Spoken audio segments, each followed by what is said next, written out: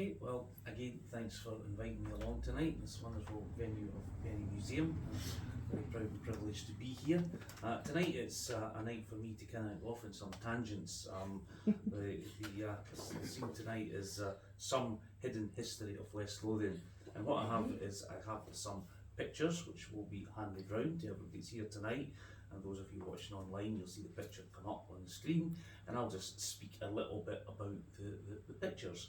And really it's some things that you may have walked past in Bathgate or in Whitburn or in Armandale, and you may have seen these, whatever it is, a building, a bridge, whatever, and you probably maybe don't realise just the amazing history that lies next to it. So that's really what it's about tonight. So it's very informal. I have no script whatsoever. I do apologise if I go rather off in tangents, but we're here tonight to have a nice, like it when you do that. Yeah. Nice, relaxed, enjoyable evening. Yeah. So no scripts. So where better to start than the ultimate bit of Bathgate's hidden history, and that is Bathgate Castle.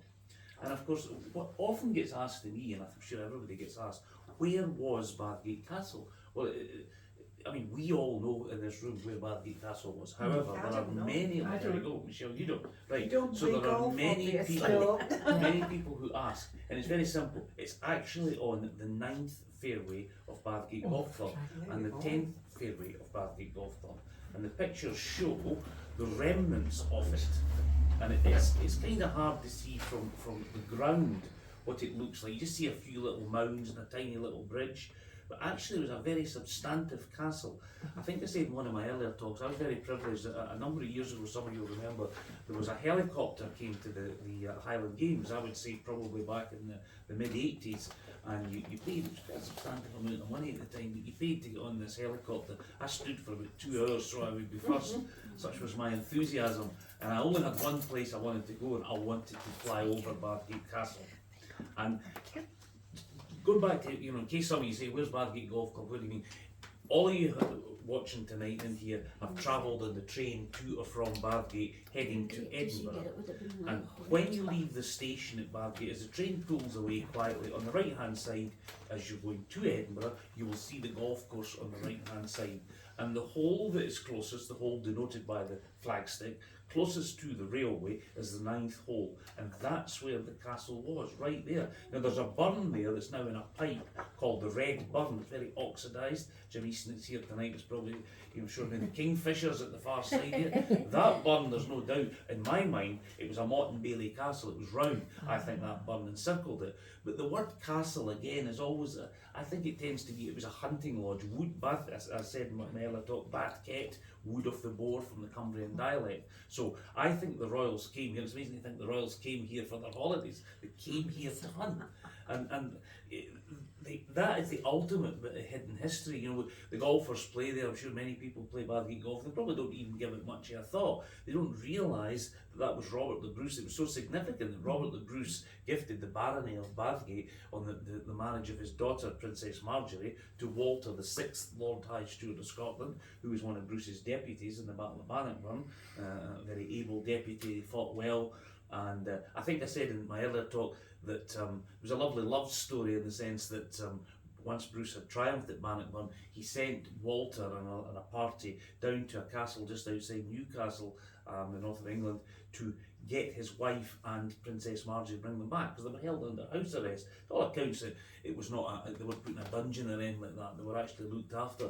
So en route up, it appears, and all accounts say this, that they fell in love. And it was actually a lovely story because, Robert the Bruce was going to bequeathing his daughter. So normally these things, it was not necessarily a love match. In fact, very rarely a love match, but this was, and it was lovely. But sadly, and again, apologies for repeating, but Princess Marjorie sadly died aged 19. She fell off her horse. Why she was riding a horse when very heavily pregnant was one of life's mysteries. It was very close to Paisley Abbey, but her child was saved, and that child grew up to be Robert II of Scotland. So hence the Stuart dynasty actually started here in Bathgate. Because the young Robert II, young Robert, after his mum died, stayed predominantly in Bathgate Castle for a good good proportion of the year. So the Royals thought so much of it. You think of all the places they could stay in Scotland, they stayed here in Bathgate. Not completely all year round, but a lot of the time. And it's the ultimate bit of hidden history. There it is there in Bathgate Golf Club. I walked tonight there with my dog. Not because I was doing the talk, I just love walking there. I was a member of the golf club for many years. And and I walk around, and every time I never ever walk in that bit of ground without thinking of Walter and Marjorie and Robert the Bruce, and actually the history, the significance to Scotland's history for that. And that is, for me, I'll start off with, that is the ultimate bit of hidden history, because it is hidden. And I really one day, before they put me under the ground, I really one day want to do one of these geophys surveys, something that's non-invasive, so that Bathgate Golf Club say, oh, you're not digging up our golf course, we understand that. One of these non-invasive, they would put drones up, they would do that. So if anybody's watching this, anybody that's maybe watching this that has access to such, or they have connections to someone who would be interested in taking on this project, please, people of Bathgate would love it. And actually, for Scotland's history, I think it would be great. I even chinned Neil Oliver about it once, when I only met him once at Hamilton Racetrack, and he was interested, but I think he was more interested in the 7:15 runners rather than my story about Robert the Bruce. But, you ever got into any programmes or anything to try and get it done? In Scotland? I've written to Historic Scotland a number of years ago, and they seemed interested, but they didn't want to commit to do anything. Perhaps, Michelle, that's something I should do again. Like a TV programme, yeah, like indeed. Would you indeed. try to think of You could tie that in with the procession, because that's the whole pageant. And it is quite interesting, because the kids are being taught this at school when they're picking the people, to take the part. So it's quite alive to them. And when they come in, they always want to try and we found a crown that was made for Princess Marjorie in 1951, and it was made at the Lindsay by the senior pupils. And then after a point in time, the girls wanted to wear their own toreros, so that was put aside. But the kids come in here and they get a shot to wear a crown, and they're asking about it. So that would maybe be to tie it in, with the pageant. It might be something that the museum could do. We could write about it, because I think it's a wonderful project. And really, it wouldn't cost an awful lot of money. We're not talking about a major dig or anything here. We're just talking maybe a few days to do this. And I think we could build up, and everybody here at Bathgate, and indeed throughout our nation, could see what Bathgate Castle looks like. Is that the only back in stone that's left? That's all that's left. But when you fly over it, Michelle, you can see it. And actually, there is a picture, and maybe Rosalind, your skills, you'll find that picture. And you can see it. So that's the ultimate bit of Bathgate's hidden history. It's the least we can do. It's the least we can do for Bathgate, because I don't know if you've noticed on the signs as you come in, Bathgate, small town, big history, because it's much bigger even than I realised till I got my grip of things in here, and it's really quite surprising what's happened here. The other thing about the castle, it was surrounded by a loch. So when you look at the emblem of Bathgate, the castle, it shows you the water around about it as well. So they say it was only accessible through a causeway. Obviously it had been drained, but must have rained a lot then as well. But it was drained. Then in 1905, around about that time, there was subsidence on the golf course side, and another loch appeared. So I've got photographs of that in 1905, and you can see what it might have been like in the time when the castle was there. We've got any sketches or anything? I've never actually seen any sketches of artists. I've not found anything really. But as I say, you can see it from the air. As I flew over that one time with a helicopter, and he hovered pretty close to it, and you could see it quite plainly. Yeah, it was quite substantive. It was wooden. It's hard to. I'm trying to think, Jim, maybe you would to quantify exactly the size of it. I mean, we said it's quite big, doesn't transfer very well. This castle was in that time. I mean, I think had a stable as well. I think the stable was on Beast Knoll Hill, on the golf course as well. So that was a separate unit. That was on another high point in the castle. There would be 100 to 150 metres round. I think that It was, would be small is what you're saying. I think about 200 maybe, Ah. aye. But that would be a guess, that's purely a guess. But that And was, again, that's what could be found out. All Yeah, that could be found exactly. out. A definitive answer would be given. Throw Let's the do it. challenge in the middle of the road. Exactly, let's do With it. the floor. And a Yeah. tiny little last bit about that was that we previously lived Yeah. on Kirk Road. Now, this is a bit of hidden history without a picture here. Kirk Road, people say to me, why is it called Kirk Road? Now, Kirk Road goes from the Cane Park Hotel, which, to give you an idea of where it is, it goes there and it stops at the telephone exchange. It then becomes Marjorie Banks Street, named after Alexander Marjorie Banks, the first provost of Bathgate. And I often get asked why, is it called Kirk Road? There's no Kirk there. Well, there was. And it was roughly about where Mrs. Turner's shop was, which is now a beauty salon. And I think around about 1870, they were doing some excavations there. The road was getting made. Wardrop's farm was there. I'm sure it wasn't the Wardrop's had the farm then, but the farm was there. And there were stone coffins and remains found. And there was one relatively grand burial in amongst it. And I've always speculated this. I have no evidence. So this is just me with a little bit of speculation. So please don't take this as gospel. But I just wonder, was that a little royal chapel? Because it was very close to where the castle was. It was just a little walk up the hill at quite a prominent site. And could that burial, bear in mind he was only 34 when he died, could that burial have been Walter?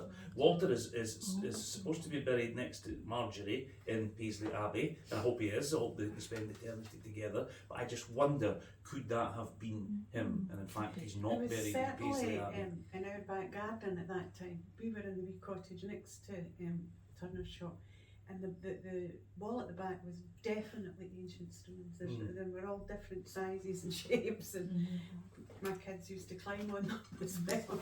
I think the Kirkwood burials are classed as Neolithic. Right. I think that's the consensus opinion, that they're ancient graves, because there was other stuff found on the golf course. There was a beaker found in the golf course as well, Right. which was probably Neolithic as well. That's in the Edinburgh Museum, so that might tie in. The area probably wet back in the day, and these knolls were the deposits for the last ice age. So when these high spots would be where they would put the burials, or where they would actually live, because Meeker Lynches means it's a wet area. It would There's be a- lovely to confirm all that, wouldn't it? Yeah. It would, yeah. Yeah. Anyway, that's The my next first time you bit. come, put your wellies on and we'll go. Exactly. That is my first bit of hidden history, and that is probably ultimate. But the next one, and again I've touched upon this in some of the other talks, but it's meritorious of being touched upon again, and that is the silver mines. And that's the picture there, and obviously the picture will come up your screen. The silver mines, I only found it relatively recently, I say relatively recently, probably 30 years ago, but I found it relatively recently that the silver was actually mined not from the huge quarry that we can see down from the Knock Hill, not from there. In fact, the silver came from the opposite side of the road. So if I was heading from the Knock Hill down towards Cairn Park, there's a huge slope and then it goes very sharply up. On the left hand side, that was where the seam was, and that's where the silver came from. And the next picture is, of course, and again, this is not hidden, but it's wonderful that Bathgate played such a part, and that is that much of the silver from there was requisitioned by James VI, James I of England, and the silver was used to make the Scottish crown jewels. They were locked away for many years. So Walter Scott decided that he had a huge influence, Walter Scott, in the 19th century. Walter Scott decided that they should be on public display, and rightly so. And they have been on public display ever since, and they were used last year in the crowning, the sort of Scottish part of the crowning of our King Charles III. And they're known as the Honours of Scotland. Where are they, Harry? So they sit in the Grand Hall of Edinburgh Castle, next to the Stone of Scone. And interesting, the Stone of Scone, I remember I was fortunate enough to meet Nigel Trantner once, and Nigel Trantner must have probably hated the 2 hours he spent with me, because I spent 2 hours asking him questions, question after question after question, because I thought I'll maybe never meet you again. I never did. And he told me that the Stone of Scone, his view, and Nigel Trantner had written the Bruce trilogy, he was this incredible historian and also a historic author. He told me that the Stone of Scone that we look at was a 12th century fake. He said that was not the original Stone of Scone. And of course my next question is, you may ask us, well, where is the original? And he says, well, that's a $64,000 question. He says, nobody knows. He says, the chances are it's now gone. It's maybe been buried, hidden. But that was Nigel Tranter's view. I'm only giving that. I mean, some historian may be watching this and say, oh, that man's talking There's nonsense a there. theory that it could be inside the walls of Dunstaffanage. Right. Because the walls of Dunstaffanage Castle are something like 12 feet thick. Right. David, tell the audience where Dunstaffanage Castle is. I don't It's, know. Outside Oban. Yeah. If you go to Oban, it's slightly north of Oban. Uh-huh. It was the actual castle that belonged to MacDougall's. Yeah. Mm-hmm. The enemies of Bruce, which is significant in my opinion, because Bruce, you can, would go round and as soon as he captured a castle, he would just level it. Because the enemy wasn't going to get to use it. Mm-hmm. When he captured Dunstaffanage, MacDougall's, his big enemies, he didn't level it. No. For some reason, he left the castle standing, and it's still standing today. It is. Right. So That's a wonderful quite castle. a few years back, I knew a few radical SNP people, original members, right, who some of them were in the jail, and they had been involved in the theft of the stone All right. to Westminster as Right. well. So it was about 53, wasn't it? Aye, they were involved in it. Mm-hmm. So these people were kind of deep set, Uh-huh. right, and they were convinced that it was Dunstaffanage. Okay. It was hidden in there. That's very interesting. We Well, actually- Nigel we Tranter actually- never It's said purely that. because of the thickness of the walls. Right. We've I mean, actually that's to got me, I'm some only repeating the pictures story, but that were taken by Stuart Segret and Ian Hosick when they were 13, 14 inside the mines. They used to go up there on their bikes, and I thought, dear God Almighty, they were right in the, and they must have crawled all the way through it. If it came on rain when they were up the Bandgate Hills, that was where the Right. sheltered. I think the other thing that's quite significant about Dunstaffanage, as well as the castle which is on Lismore and Duart Castle, is the strategic point of where they all were. So if you go and visit these castles, which we've visited them all, and they're wonderful castles, Dunstaffanage is fabulous, and the actual chapel that's beside it is lovely as well. But it's the strategic significance of where these castles were. And What are they high up, so they can see the enemy coming? It's the sea. It's that some of them are high up, but it's where they are. They can see right down and right up each of the lochs and the waterways that surround them. So that is the significance of them. But Dunstaffanage is very well preserved. I just thought with the stories coming back to the old SNP rebels, if you like, their story about Dunstaffanage and Bruce no levelling it, you start to go, well, you know, It's interesting. start to think about I've it. never heard that before, David. That's a new one to me. Well, I don't think it's like public knowledge, eh? I think it was like these people knew, they knew a lot. And I wonder if it was inlaid in the stone in the castle there with the intention that eventually it would be recovered and used, or if it was It's put there. supposed to, it's going to appear back, they say, when Scotland is finally independent. But the Stone of Destiny itself is supposed to be black marble or onyx, and it's covered in Egyptian type hieroglyphics. So it's not exactly a big lumpy sandstone. Yeah. But Picked up along it's the good roof. thinking at the time with Edward coming up to steal the thing. Where we're going to have to hide it. It was really sharp thinking. Yeah. Yeah. And where would you hide it? Something away on another coast. Yeah. Wonderful. Yeah, Well, I did say at the start of this we'd go off tangents, and that's a wonderful tangent. That's a fantastic I didn't know that. No, I've been at Dunstaffanage, but Aye. you know, God willing, that's one of my places I'm going to visit this year. So that was the Silver Mines, and that, as I say, was a wonderful little trip. So I'm sure people watching tonight, there we go, Dunstaffanage Castle. We need to get up there and try and search With for a Stone of shovel. Destiny. Okay, so we're going to move away from Bathgate. We're going to come much more up to date, and we're going to go to the Gatehouse of Polkemmet Park in Whitburn. Now, for those of you who don't know, if you were travelling from the town of Whitburn to Hart Hill along the old A8, on the right hand side is the Polkemmet Estate, And the Polkemmet estate was for many years owned by the Bailey family. And one of the most famous sons was Sir Adrian Bailey, who became our Member of Parliament here. And so the Bailey family owned the estate for many years. In recent years it became a country park, I think it was 1975. Lovely golf course in there. There's an owl sanctuary there that people can go up and enjoy, and some lovely walks. So the Bailey family, and during World War II, the Bailey family gave over the house. Many Polish airmen were billeted there, and indeed a late friend of mine, Paul Gebel, he was a lawyer in this area. His mum and dad met through there. His dad was billeted up in Polkemmet House, and he met his mum, who was local, and they married, and Paul was a result. And so yeah, there were some nice stories. A lot of the airmen were actually flying from Grangemouth. There was an air.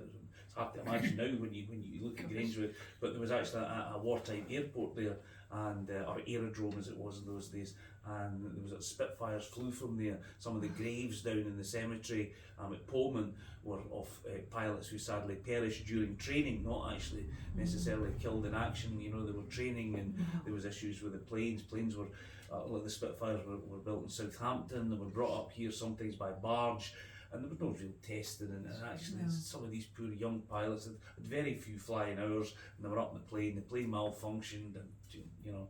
Anyway, the nicer part, it was a lot of them were billeted in Polkemmet House, which sadly no longer exists. There's a bowling green on the site of it. But back to the hidden history, that was a little bit about it. And the first picture that I think you're going to see is the gatehouse. And it's a fairly, standard kind of gatehouse, lovely white house, still in use to this day.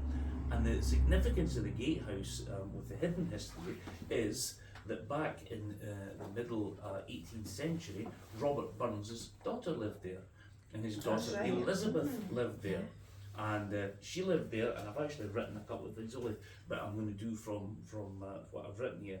She was born in 1785. Burns's daughter Elizabeth.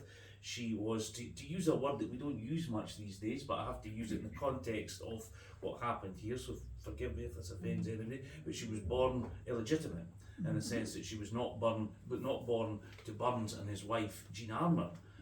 There's actually a question about Burns' marriage to Jean Armour anyway. It was never actually done properly. He just declared that she was his wife. It's never actually done in a church. One of these little footnotes in history no one really talks about. And the thing about her, that she was Elizabeth Peyton was her own name, and that was her mum's name as well. She was Elizabeth Peyton, and her mum, Elizabeth Peyton, was a servant to Burns's mum. And you might think Burns's mum had a servant. It's one of the great stories. This is not what I'm here to talk about Robert Burns tonight, although he does pop up again in a little while in another bit of hidden history. But this myth that Burns was poor is one of the greatest myths that's ever been said about any poet in history. Burns was never poor. He didn't grow up in poverty, he was never in poverty, and he did not die in poverty. He was not a super wealthy man by any means. He worked very hard. He did have some struggles, but he was by no means poor. And I think that's just one of the many myriad pieces of evidence that shows he was not poor, that his mum had a servant. And that servant's daughter, as I say, Robert Burns and her had a relationship, and Elizabeth was born. She was born in 1785, and in her, I think she was 21 years old. I can't get a definitive answer on this. She married and settled in the house. She married the gentleman's name. He was a sort of estate worker on the Polkemmet estate, and his name was John Bishop. They had one child who sadly died only 2 years after her mother. I mean, Elizabeth very sadly died aged only 32. From what the tiny bit of research I've done, it looks like it's consumption TB. That's what it looks like. I don't know, I haven't seen a death certificate, but that's what it looks like. She's only 32, and 2 years later their only daughter died as well. I don't know when she died, she was only 2 years old. But interestingly, she is buried, this Burns' daughter, Elizabeth Peyton I'm speaking about, she's buried in Whitburn South Church, in the churchyard. And to this day, the gravestone is very visible, and you'll see that in the pictures. That's one of the pictures that I'm passing round. The gravestone actually was restored by some old friends of mine who are no longer here, who run the Jolly Beggars Burns Club here in Bargate. One of them was the late councillor who just died.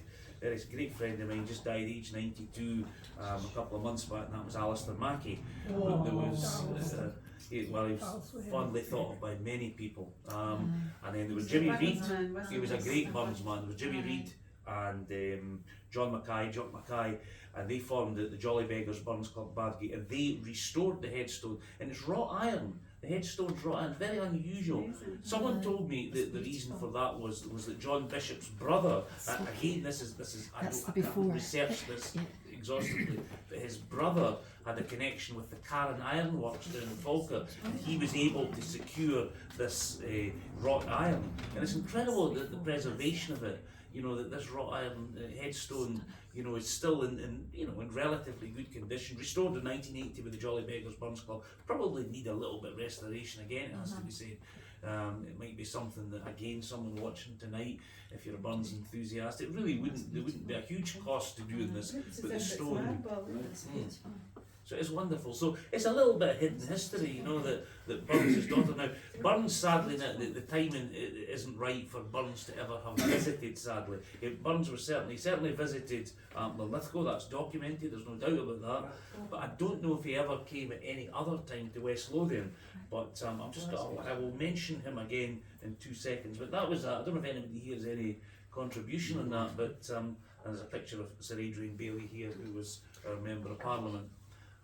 Many years later, when it was a country park, and who I did meet was Sir Adrian Bailey's great grandson, and I think he may have been Sir Adrian Bailey, because it was an honorary title, you know. I think he was Sir Adrian Bailey as well, and he told me he lived down in Kent, but they'd invited him back up because of this kind of sort of prestigious day. And I remember meeting him and asking him, and he was telling me all about, you know, his grandfather and all about the soldier, the airmen being there during World War II, and about his grandmother. And I know that the Baileys gave money. They were very charitable as well. They were a very, you know, good positive influence on the area. They did a lot of good things. And they gave money for Bargate Academy. That was one of the things that they gave money towards. So anyway, that was a little aside touch, but that's the hidden history. So actually the gatehouse, John Bishop, after Elizabeth Burns, a lot of people call it, she was Elizabeth, when she died aged 32, he remarried, and he had, I think, about 4 or 5 of family to his second wife, and he turned it into an inn. It was actually an inn at one point, and if you think, he was kind of midway between Edinburgh and Glasgow, so he used it, so he had a double job, you know. He was, again, the family must have been very benevolent. They allowed him to do this because it became his, so he lived there for the rest of his life. So it's a little bit of hidden history. We all drive past that, or we're going to Kilkenny Park, we probably don't realise the Burns connection there. So again, I'll stick on the theme. You know, kind of Robert Burns again, and it's not a lecture about Robert Burns by any means, but I'll just give you another little bit about Burns and a local connection. So this picture here is of the Naismith Bridge in Armandale Country Park, and anybody watching Armandale Country Park is best way to describe it, it's sort of south of Broxburn. So if you cross the M8 motorway, cross the Union Canal, heading, the road doesn't actually go anywhere, heading over and I'm trying to think the best way to describe it. Anyway, if you look at the map, you'll see Armandale Country Park. Many of you listening tonight will have been at Armandale Country Park. And there's a beautiful bridge there, which you will see the picture of, known as the Naismith Bridge. And the reason it's the Naismith Bridge was it was designed by Alexander Naismith. And Alexander Naismith was a great figure in the 18th century Scotland, in the sense that he was a great architect, but he was also a portrait painter and a landscape painter. And this is the bridge that you will see that he designed. He designed it for the Erskine family. The Erskine family had the Armandale estate, and he built that beautiful bridge, and that actually connected them up to Mid-Calder, so they had the connection coming from Broxburn and over. And I think there was a wee bit of status in it as well, that they got Alexander Naismith to design this bridge. But interestingly, Alexander Naismith also painted the most famous image of Robert Burns, the one that we all see, you know, at Burns suppers, and the one that was used constantly of Robert Burns. That's the one that you always see as Alexander Naismith Get it when picture. you're shortbread. Indeed, but Burns didn't look like that. Burns actually did not look like that. Burns wanted to look like that. That's what he wanted to look like. And if you think about it, those days, very few people had ever seen him. They'd heard of Robert Burns, this amazing poet. Who would seen him, because obviously there was no photography, obviously, unless, they actually had met him, and he wasn't doing public meetings, he wasn't doing sort of meet and greets where he was signing his book or anything. That did not happen in those days. So nobody really knew what he looked like, so that's what he portrayed. He wanted to look like that. He didn't look anything like that. You might say, how does Harry Cartmill know he doesn't look like anything like that? I'll give you two sources of evidence. Number one, I've fortunately done a few immortal memories in my time, and I always start by saying, and actually it'll need to change now because the gentleman at the end of this is gone. I know someone, and I don't know, this chap's now gone, died at the age of 86. I know someone who knew someone who knew someone who knew Burns. And everybody thinks, there's something out there. And the long and the short of it was, the gentleman called Ian McKinnon, who's a great friend of mine, born in the Isle of Mull, went to live in the Duke of Hamilton's estate, born in the Isle of Mull in 1929, went to live in the Duke of Hamilton's estate age 14 during the war, and he was working there, and he befriended an old gentleman who was in his 90s, who was, the Duke of Hamilton had let him stay in the Tide cottage, and I think sometimes happens, a young boy and an old man become very friendly, especially Ian was well away from his house in Mull, very strange environment, became great friends. This gentleman, whose name, I should have this written, I have it written in the house, this gentleman's grandmother knew Robert Burns. So he could actually tell, what Burns is, what he looked like, what he sounded like, how he treated people, what his status was, And she said that Burns had a very prominent chin, Burns had kind of bad skin, he had very long hair kind of tied back in a ponytail. Burns. He didn't look, but he was a very charismatic, robust, great speaker, great knowledge, etc., etc. But that's what Burns was actually like. And the second piece of evidence to back that up was that when Burns's widow Jean Armour died down in Dumfries, she actually lived in her 80s. Burns died at age 37. She died in her 80s. So by that point, Burns's stature had raised way up. He had been obviously known in his lifetime. The stature had gone way beyond. By that point, Russia was singing "Auld Lang Syne," and the most sung song in history, "Auld Lang Syne." Most sung song in history. Maybe "Happy Birthday" might have just about overtaken it, but they still say, if you think how long it's been sung for, it's the most sung song in history. But they decided that Jean would have this magnificent white mausoleum. I've been to visit it. So they decided that they would exhume Burns's body and put him in this mausoleum in perpetuity. Somebody had the foresight to do a plaster cast of his skull. What did they find? They found this incredible protruding chin, and they were able to do one of these things to reconstruct the face. It looks very little like that picture. That's not to take anything away from Burns, because he wanted to convey an image. So why not make yourself? Well, he was a pin-up man, wasn't he? Well, that's right. Was he not a tax man? Yes, he was. He was an exciseman. Yeah. Well, that's the deal's away with the exciseman. The deals away with the exciseman. Burns, especially in the latter part of his life, it was one of the top jobs in Scotland. And one of the myths about Burns was that he was a drunk. He was never a drunk. Because they would never give it to, you think one of the top jobs in Scotland was an exciseman, do you think they would give that to a drunk? Of course they wouldn't, and he was in the yeomanry down in Dumfries. I could go on about Burns forever, but there was so much written about him that was nonsense. He was on the equivalent of £250,000 a year, and on top of that he had his big poetry sales, and just prior to that he had the farm.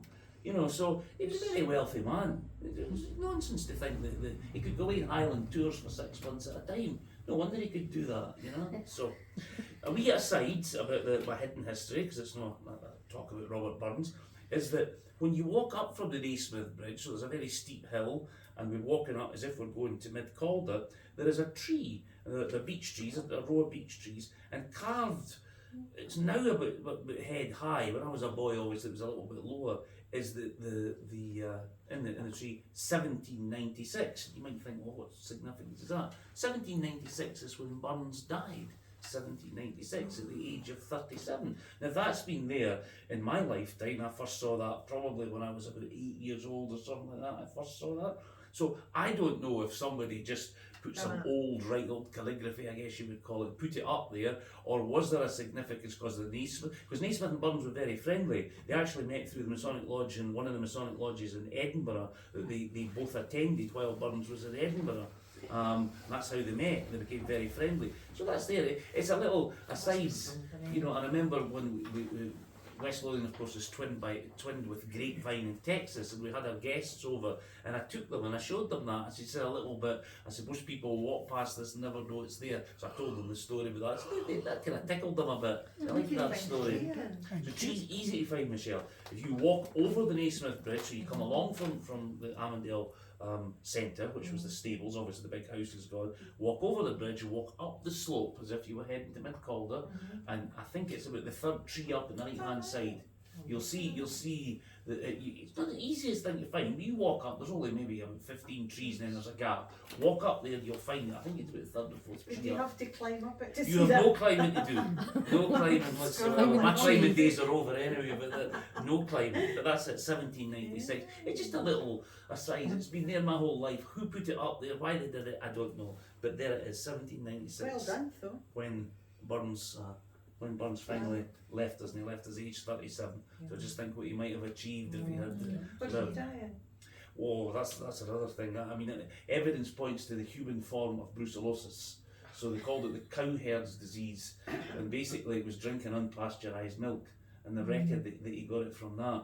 Or the symptoms, it could be consumption, but that's probably what he got. And of course nowadays if we got that, we'd be treated by antibiotics, by penicillin. But in those days, and he got these quack doctors up from not Harley Street, but the same idea as I say, plenty of money, could get whoever he liked, and they told him to do things like go bathe in the Solway Firth, lie under the water, the cold freezing water for like 10 minutes, and it will clear your lungs. But what it did was hasten his death, sadly. You know, because and they were doing bloodletting with him as well, you know, so everything they were doing was just weakening further. But apparently the disease, once it gets hold, it damages the lungs so badly, it's kind of like pneumonia, and eventually it's a dreadful death, the lungs filled with water, and that's how he died. There's many other tales told about why he died, but that appears from my research to be the most creditable thing, and he was only 37. He had great health up till then, he never had bad health in his life. You know, people say he had bad health. He was a cycling champion in Ayrshire. He was a stone lifting champion in Ayrshire. Wow. He was a real robust, strong man. He got this disease, caught this disease, and sadly there was no treatment available, and Burns We was don't know how gone. lucky we are, really. Indeed. So that's a little bit of hidden history about Armandale Country Park and Alexander Naismith. Oh, incidentally, I have a beautiful print that Alexander Naismith did of the Norloch in Edinburgh, and the Norloch is where Princess Street Gardens now is, and it was actually drained, if you think Edinburgh back in the 19th century, the Gardy Loo, when there was no proper sanitation, so where was everything going? All the produce of the Gardy Loo, shall we say, I'm trying to be polite here and who's watching this, eventually where did it go? The lowest point, so it went into the Norloch, and the Norloch was putrid basically, and it was drained, and it was made now for the Princess Street Gardens. It's beautiful, Princess Street Gardens, the Ross Fountain and such like, but that's what the Norloch was. Yeah. Never did it Yeah. right. And I have that painting in my house. Didn't need to put any sort of, what do you call it? Fertiliser. No, indeed. It's well fertilised. So Can he you imagine painted the it when it was smell, still the Norloch. It must have been dreadful. But it was beautiful also, the Yeah. painting he's done, before this sewage, for want of a better word, went into it. I mean, I'm sure it was they said there was a lot of wildlife on it, and it was natural, Yeah. but it was fairly stagnant. There was a very little trickle in, trickle out, and that's why it became so bad, so the Norloch. But he did that, it's a famous painting. But him and Burns were great friends. Alexander Naismith, worthy of research, very interesting man. Okay, so I'll come back to the wonderful town of Bathgate again, and the next picture, and I hope that the family don't mind me showing this picture. It's the only thing I kind of thought after I'd done it, just in case, I don't think there'll be deluge with people turning up at the house, but nevertheless people might be just curious to see it. And the house, I better not name the house, that's probably the best idea. I won't name it, but I'll say where it is, right? Yeah. So the house sat next to the old Bathgate Community Centre, next to the wee public school. So the wee public school could be seen from Mid Street and from Marjorie Bank Street. And you might say, well, what's the significance of that house? Well, the house was owned by a member of the Simpson family. I believe it was James Young Simpson's older brother who owned it. I can't say that for certain because I would need to go and start searching the deeds and such like. But you might say, well, so what? See, Sir James Young Simpson's brother owned it. Why? Well, the great thing is that Sir James Young Simpson, the famous story, and I mentioned this in one of my earlier talks about his dinner guests coming along Queen Street in Edinburgh and him saying, you know, I have this new idea that I'm going to give you this chloroform. Chloroform, yeah, I'm going to give you, and what's it going to do? Well, it's going to knock you out for probably, I reckon I've got a dosage here for about half an hour to an hour, and then you're going to come to and you're going to be absolutely fine. And they actually did it. Isn't that remarkable? To this day, I find it remarkable. You know, well, okay then, well, we're going to play charades. Well, okay then, we'll do that, fair enough. But the bit that's often missed in that story is that he first tried it, the respiratory system of pigs, apparently, and I'm not medically qualified, is very similar to human beings. And his brother, he had some land round about there, and he kept some pigs. And Sir James Young Simpson travelled through the Bathgate and said to his brother, I want to try this new chloroform. Invented by James Walby, a chemist from Linlithgow, not invented by Sir James Young Simpson. Most people tend to think that he's the kind of forgotten man. There's a lovely plaque above the Four Marys that tells his life story. He actually became very wealthy, went to live in India, Walby I'm speaking about. So Sir James Young Simpson came through, I think it was a matter of a few weeks before he tried it out in his dinner guests, and he tried it out. The pigs and his brother and him were standing watching, and the account that I've heard was, it said it was his brother, and I said, which makes me think that the brother had the house. Why would the brother be there? Unless he says, come on up and see this. And how he gave it to the pigs, I'm not too sure. I'm guessing they had to corner them and stick some sort of mask. I don't know how they did it, but the pig just, of course, poof, like that. And he's saying, I hope you've not killed my pigs, James. No, I'll be alright, you know. And the pigs, apparently, half an hour, 3/4 an hour, got a wee bit groggy, but came to.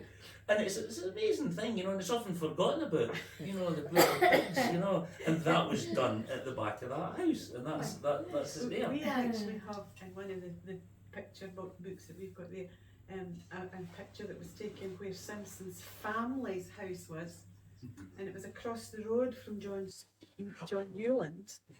So the Bathgate Jail, I think we've got one house very close to where we sit at the moment, just right. along at the bottom of Main they Street. were at the bottom of High Street, and in the middle of it, I think it's the best picture I've ever seen. There's a child with no shoes on sitting in a puddle.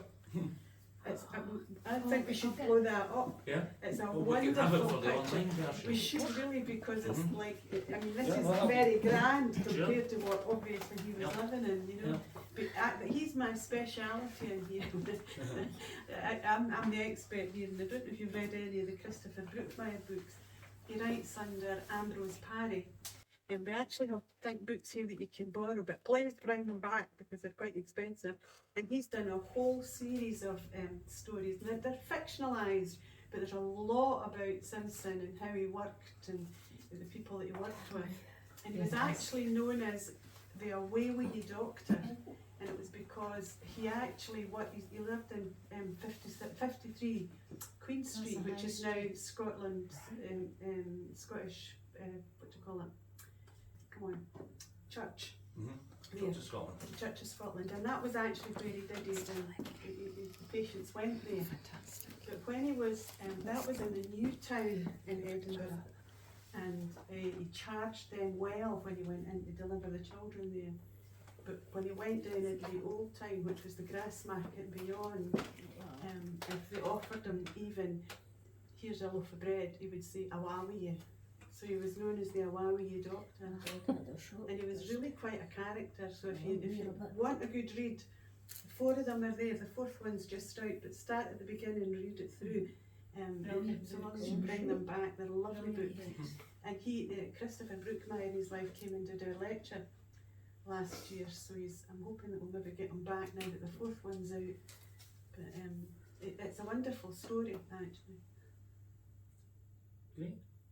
Okay, so if we move on, great stuff about Sir James Young Simpson. Bathgate's most famous son. There's no doubt in that. There's nobody.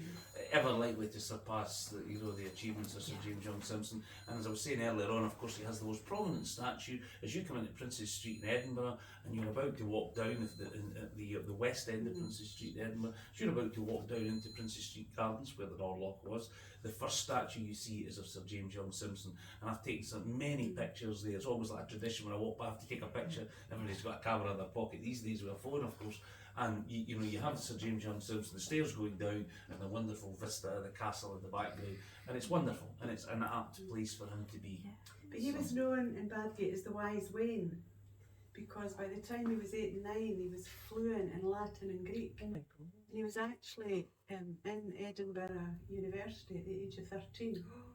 And he walked for a lot the first time, and his brother lived in, one of his brothers lived in Edinburgh, and he took him in. But he was all over Europe. I mean, he was well known, almost better known than in Scotland, unbelievably. Yeah. But it's a wonderful story, and the whole family paid for him to go through. His dad was a baker who went bankrupt. I've never heard of that before, eh? And the family worked round so that he could actually go and get trained. And he seems to have been a bit of a character, actually. But certainly if you get a chance to read the Ambrose Parry books, they've fictionalised that, and it's really interesting. What kind of place is our street? So what street would that be? So that's the Green That's Street the high pub on the street. right hand side. Yeah. Alright, going up, So there's you're going up flats there. there now. It's hard to imagine, you know, it's so Because different that's now. gone, eh? Mhm. Is that the road going up to the roundabout? The So Cold it's Road on the hard left hand to side, they call it Waverley Street. Do I you would see the call rain it in the Cold puddle? Road. I think that's the best thing ever. Yes, we were at the front. Aye, and sitting in the puddle. So, I shall move on. So we'll go on to the next picture, which is of the Royal Hotel in Bathgate.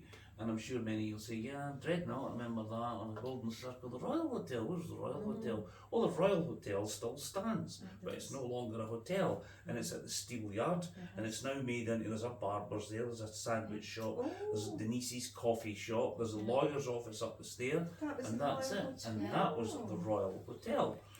And the Royal Hotel, if you think about it, when the railway opened, Bathgate was almost midway between Edinburgh and Glasgow. So if somebody wished to have a stop, bear in mind the speed the trains were those days, they would often stop here in Bathgate. So the Royal Hotel served apparently very nice food. It was a nice place to come. The train station, of course, was not where it is now. The train station was far nearer the town centre, so people could walk up, you know, get off the train and come walking up the day out. And the Royal Hotel had many fantastic guests. Over the years, the documented guests being there, there's a couple that I have heard stories of, but the documented guest was Robert Louis Stevenson, the writer. Robert Louis Stevenson came through. The waitress who served him was not particularly happy with his personal hygiene, apparently. And she was not desperately impressed by Robert Louis Stevenson. But yeah, he was recorded as having definitely having been there. It's recorded, and someone told me quite recently, and again I have no evidence, but someone told me that the waitress went on to marry the original D.R. Gordon. So they had D.R. Gordon's hardware. So she was a young girl then. She probably only maybe 15 or something. Bear in mind, she started work at 14, and she went on to marry the original D.R. Gordon. I don't know that as gospel, but I was told that when I was telling this story about the Royal Hotel. That'd be lovely if it's the case. I hope it is the case. So that's the Royal Hotel. So the other two guests that I was alluding to that I don't have evidence, I will have anecdotal evidence, and one of them was Charles Dickens. And Dickens was, of course, a journalist with the Times before he was a writer. So that was his journey into writing. That he was writing as a journalist for the Times. And the story I'd heard was that when the Bathgate's railway was being extended to Glasgow, so he had came through and he covered that, and I've tried to see that in the archive. I haven't seen anything by Dickens written about that. I haven't seen that, but I'm told that. But then he came back. He actually stayed in Edinburgh whilst he'd sort of gone into the period. He transitioned from being a journalist to a writer. He spent a month of his life in Edinburgh, and when he was in Edinburgh, he came through here. He remembered being in Bathgate, and he came through here and he dined in the Royal Hotel. I don't have physical evidence. I don't have, you know, he came in here on the 3rd of January, you know, I don't have that. But that's what I was told. And I think it figures. I think that he would, there's every possibility. He was on a leisurely day out. He thought, oh, I must go and see this town. I was here once before. I'll come in, I'll look round, probably look round. And whether he knew about the royal connections here, whether he knew about the silver mines, who knows? We'll never know that. But he definitely, well, from the accounts I've heard, came. And the other gentleman that came was another very eminent writer, and that was Oscar Wilde.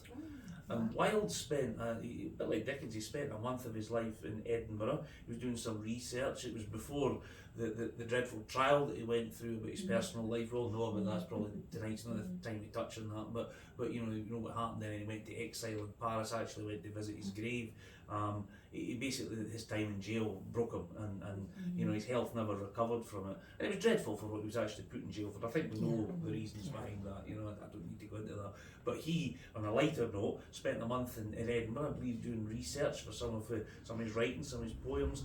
And when, again, a bit like Dickens, a bit like Robert Louis Stevenson, came through here, the train, nice leisurely day out. Where am I going to stop? Stop in a place called Bathgate. Where am I going to go? I'll go, no doubt there was probably adverts maybe that, you know, about it. I'll go into the hotel, Royal Hotel, and I will have something to eat. And that's when he went. So, again, I don't have a physical evidence of him being there, but it would figure that he was here. So it's nice to think that we had two literary giants visited Bathgate. And I wonder if they took any inspiration from the tales, you'd never know, from the tales of Bruce, from the tales of, you know, indeed, maybe from Tirficcan. I've no evidence of if they went anywhere from here, you know, if they travelled to Tirficcan or Linlithgow or anywhere else.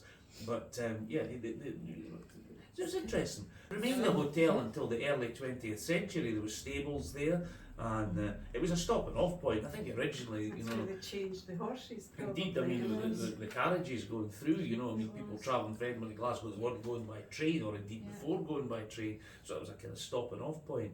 So it was never a big grand hotel, but apparently it had a good, you know, we know ourselves, or somebody will say there's a hotel somewhere, it doesn't look too grand, but oh, the food's wonderful, and nice staff, and great rooms, you know, and so I'm guessing it was the same thing, 19th century. So it had a real reputation in town.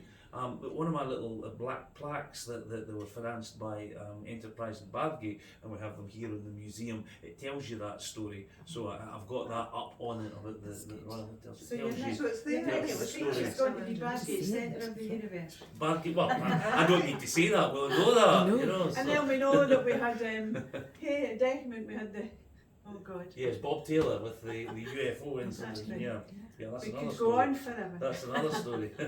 So so that was the Royal Hotel. As I say, I think it was a hotel, as far as I can see, till it run about World War One time, maybe just after, and then it was kind of broken up. But it's amazing it's still there, and you know, I mean, it'll never happen. Good on it, you could put it back into the hotel again. I don't think that's ever going to happen. But, you know, it predated the Dreadnought, and it's very sad when we see the Dreadnought, you know, but it predated the Dreadnought and any other hotel in Bathgate. That was Bathgate's original hotel. So that was it there. So it's kind of forgotten, walk past it every day. It's a classic bit of hidden history. So there we go. So we're staying at the Steelyard for my next bit of hidden history. And if we were looking at the Royal Hotel, there's the Royal Hotel there. And there's the George Street, the precinct, Engine Street formerly, been up there. And if we just went like that and looked down, we're looking down the Whitburn Road, standing at the Steelyard, and we see a building on the corner there with a very high chimney stack. And if you look at the chimney stack, I'll let you see that there, Michelle. If you look at the chimney stack, when it dries up, right now it's wet, you can't really see it. When it really dries, if you look very closely, you will see Townsend's written on it. And some people say, why has it got Townsend's written? It's now a chiropractic studio. So a few incarnations. It was the SSEB electricity shop for many years. Right. But when I was a wee boy, it was Townsend's photographic studio. And you might say, well, that's nice, you know, no great historical significance in that, but there is, because that was the first photographic studio. It certainly was the first in Bathgate. I'm told it was the first in West Lothian. I can't say that for certain. Tonight is not, many things I'm saying tonight are not definitive. They are as best as I could research. And what happened in there, especially in the run up to World War One, was that when and my grandfather was one of them, I could actually share the picture. My grandfather, Alexander Russell, was going off to World War One, and he went there to have his picture taken before he went. And of course, you know, we all think now, wonder if everybody's got a camera in their pocket, they've got a phone. Go back maybe 20 years, we would have a camera when we went for a day out, a little camera, whatever, camera around our neck. But in those days, you know, photography, no ordinary people had cameras, just didn't have them. So you went to a photography studio, and that was often the only picture people, it's very sad of course, that people had of their uncle, their father, their son. He would get the picture taken in there, always in military uniform, and sadly went off to war. My grandfather, thanks to God, was one of the few that came back, as did my uncle. Both of them went to the Somme, both of them came back, albeit my uncle had a bad leg injury, he lost his leg, but they came back. They were the very lucky ones. I would not be here tonight but for the grace of God, they made it back somehow.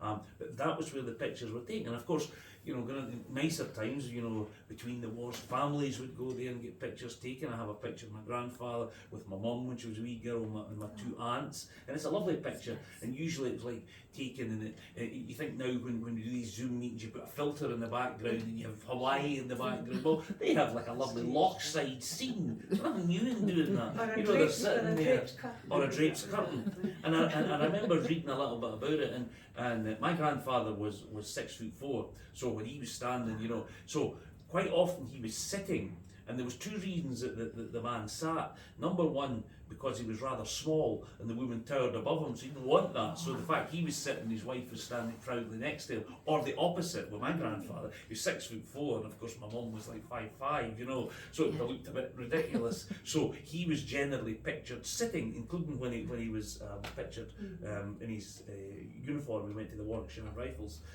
Actually, was the youngest ever RSM in World War I, I'm told, because he got a promotion at age 21, a battlefield promotion right through, tragically because his comrades were all being killed. That's what I've been told with the research We've I've got done. a big collection of Townsend pictures going back really quite far. What you were saying about the soldiers, the Hossacks had 5 sons who went off to war. They all came back unbelievably, and I just came across the picture recently. It's all ended in my house because Ian collected everything, you know. But the best thing that I found in amongst the pictures, and I'll finish on this one, is he had an Uncle George, great Uncle George, Ian's great Uncle George, and he went to Australia after the war. And when he was a wee boy, he worked on the farm, and he fell into the tub that was boiling the turnips, and his leg was badly damaged and it was cut off. But he became the Australian one-legged tennis champion. And he's quite famous. He was there as a VIP at the Melbourne Games.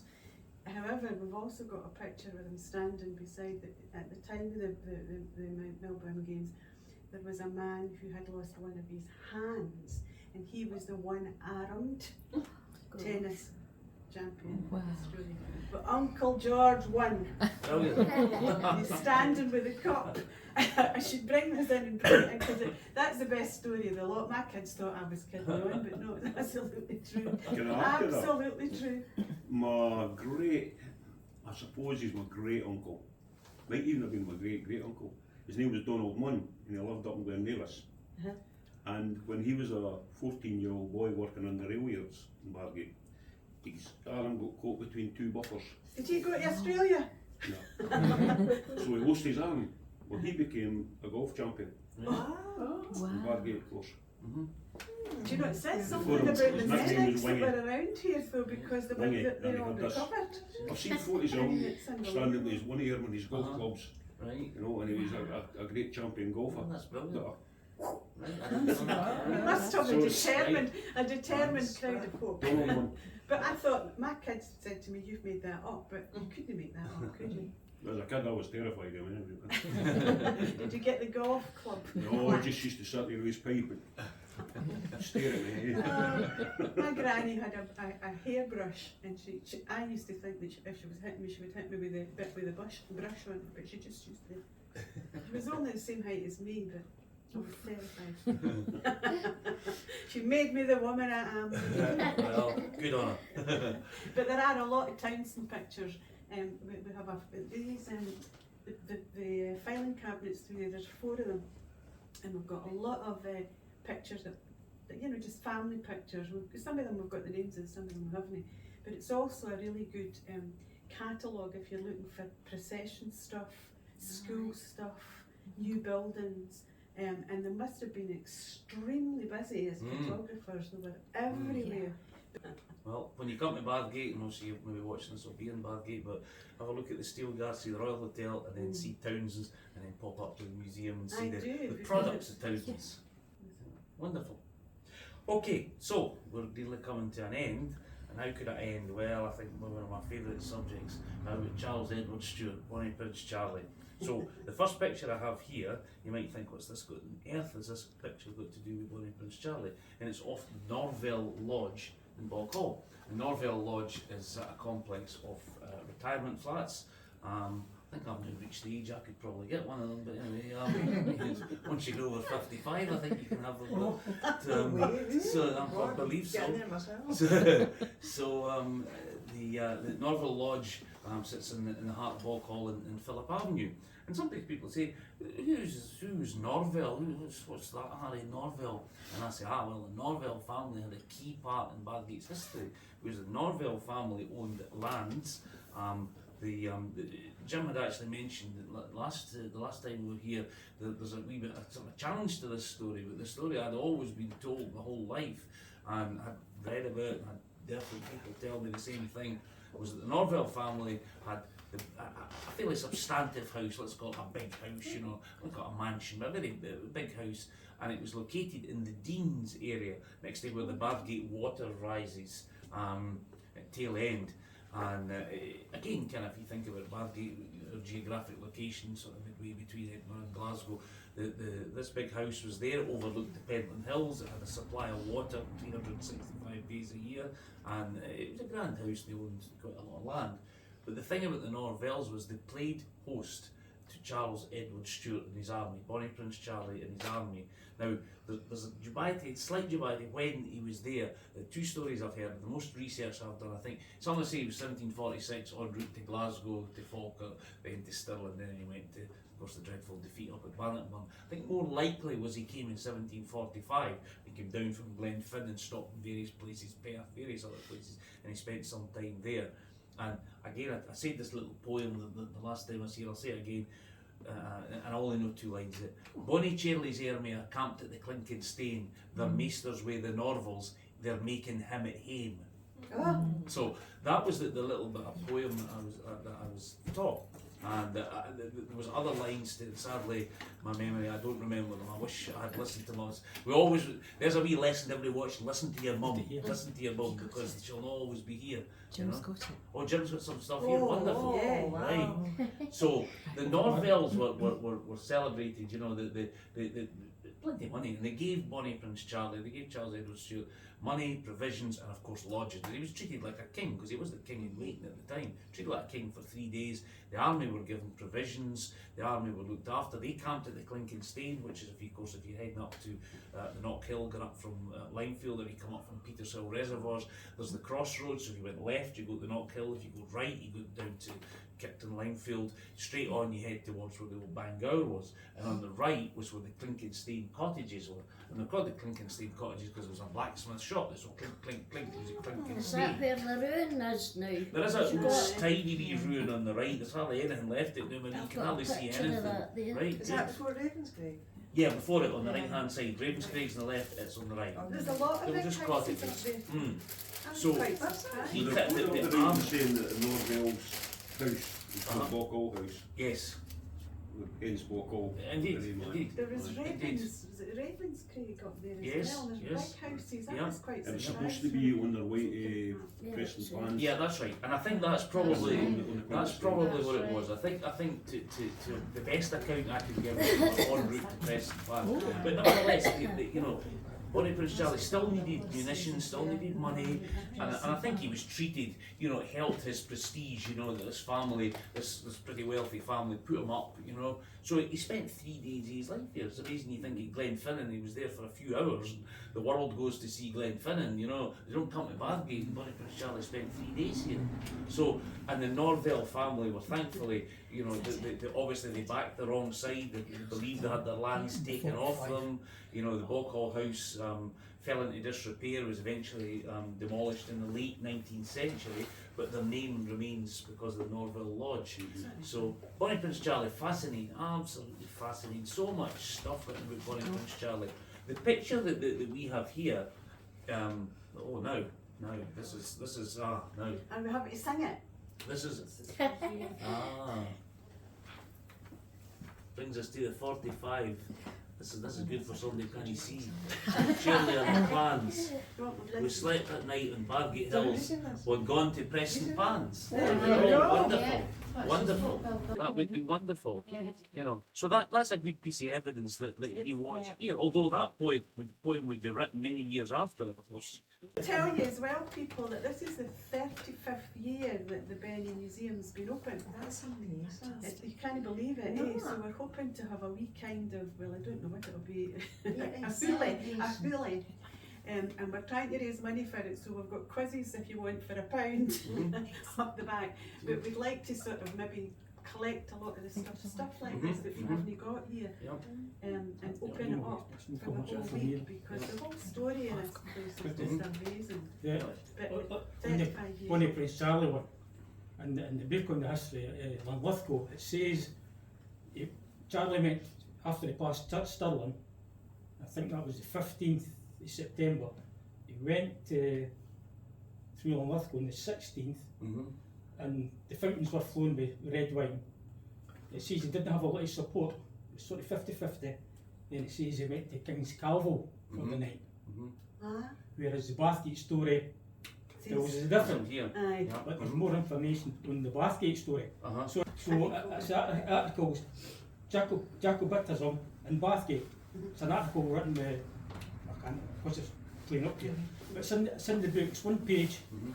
On the Bathgate book, Right, the two because volumes. we've actually got We've got the unabridged. we've actually And got the the bridge one. unabridged So it's versions. in that. So they planted a tree. He did, yes. Oh. Right, now in this article, it says what was made from the tree was watch stands. And one is in Canada. Where do you think that one is? I don't know, the museum, maybe? It says the Bennie Museum. We Yeah. actually have a watch stand, so is that where That's that's what it supposed says to in this Yeah. article. Well, that's actually up in that. Well, that's That's wonderful. good. It's in the cupboard Well, that's beside the it. glass. Cases. There you go. Yeah. You see, it's in the story. So Yeah. if you've got a watch stand there, according to this article, that was And made we've from the even wood. got on it. With a We've tree. even got on it something that I picked up at a jumble sale, which was a wee clock, and it had on it made. What was the name of the family? I can't remember. But Gardner, Badgate watchmaker. And we've not been able to find that in any of the books. And the that we've curtains, got. Jim, does it say about the It curtains says there? in the article, it says the curtains as well. But on the stuff with the Alexander Hamilton poem Yeah, about yeah. it at the country estate. Well, it tells the story about Lizzie Meikle. Now, according to Lizzie Meikle, she stayed at the Silver Mine, a cottage at the Silver Mine. And when Charlie's troops came through, they raided her house and took her food and milk. But she went to whoever was in charge of the army, it tells you in the story who he is. And she complained, and they gave her so many gold coins, and she went away. But she took so much money to herself, and she gave the rest to the parish church. And it seems to be that Lizzie Meikle was Robert Hamilton, who wrote the poem. That was his great grandmother. Right. So that's the connection. So the connections, I mean, the one that threw me was the one going through Lithgow, King's Calvo, Edinburgh, and the other one going. Jim, you needn't come in here for half a Through day Bathgate. today that Enid and I are in. Aye. We get all this down. Because the articles there, the poems there, tells the whole thing. But it says that, and the one in the Lithgow, it says the troops were stationed at 3 Mile to then to Edinburgh. But the other story that we all want to have is the Bathgate story with the Norvilles. Yeah. But I think the fact that they had monies and they could give him something, I think that adds kudos to Makes it. sense. Because he needed you think he was coming here with he needed money, he needed provisions, and The other story, what I'll do is I'll put together the other story. The other story, he got a load of money for the Lord of Weems on the 16th before, and that ties in at Lithgow. But what happened after That's why the palace was burnt down, because of Charlie. Because when Charlie came back, Yeah. and his army went to Stirling, Right. the government troops, he went through on Lithgow and set it on fire, burnt the palace. So by accident or by design, they've been Probably by design. so that's, I think so. the legacy. Yeah. We've got to Charlie keep the left flag flying. Yeah. And the last thing I'll say about Charles Edward Stuart, that's a picture of him when he was a very young man, he's about maybe 14 or something there. Very often the pictures that are used to depict him are not him, they're actually of his brother, Cardinal Henry. And the only picture there's only 2 pictures of him that were done in life. And I was speaking earlier on about Burns with the airbrushing, but the 2 pictures that were done appear to be a fairly accurate reflection of what it looks like.